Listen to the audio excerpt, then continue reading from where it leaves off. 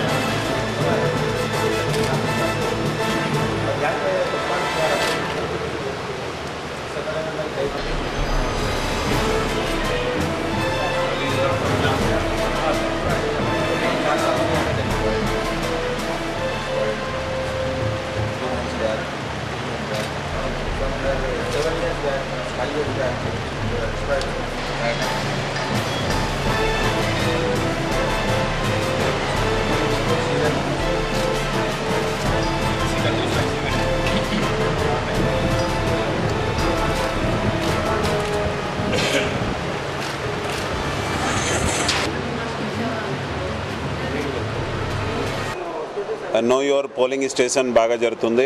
Already కొన్ని centres చూశాను. చాలామంది వచ్చి పర్సనల్గా చూశారు.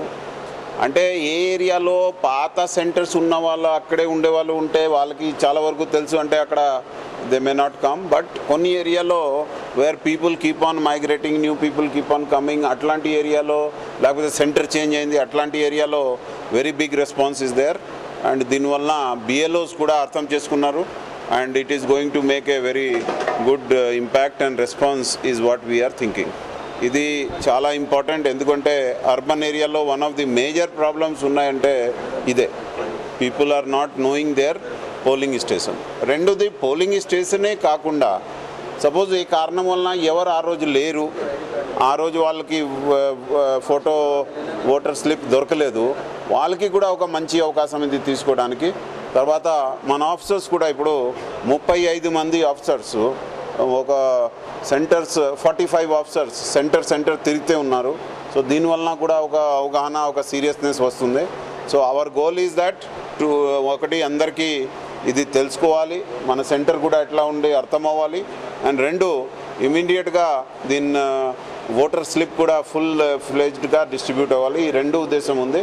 Both the things are happening properly and I'm happy that ఇది కొత్త ఎక్స్పెరిమెంట్ బాగా సక్సెస్ఫుల్గా ఉంది.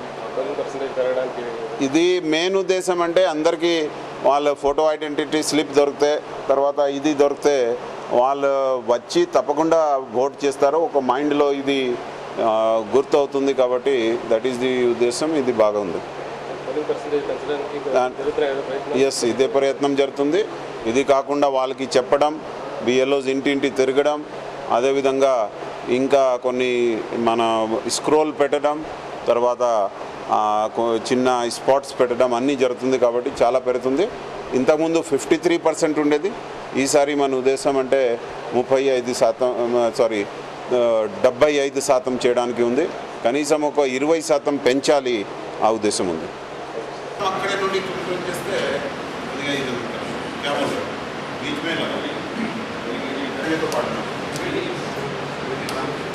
यहाँ तो फर्नीचर का भी दिक्कत है.